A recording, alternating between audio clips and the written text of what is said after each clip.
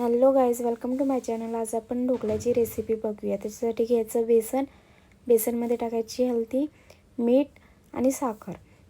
मग त्याच्यामध्ये टाकायचं पाणी आणि पूर्ण बेसनला मिक्स करून घ्यायचं. मिक्स केल्यानंतर त्याच्यामध्ये टाकायचं इनो टाकल्यानंतर त्याला पूर्ण मिक्स करून घ्यायचं. त्याच्यावर ठेवायची प्लेट, 5 मिनटं साईडला ठेवायचं. एक घ्यायचा टोप, त्याच्यामध्ये टाकायचं तेल आणि जो बॅटर साईडला ठेवलेलं होतं ते त्याच्यामध्ये टाकून द्यायचं.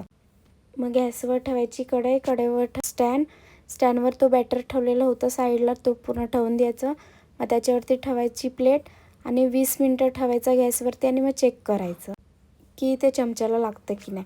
मग गॅसवर ठेवायची वाटी, त्याच्यामध्ये टाकायचं तेल, मग हिंग, मग त्याच्यामध्ये टाकायची राय आणि मग त्याच्यामध्ये टाकायची मिरची.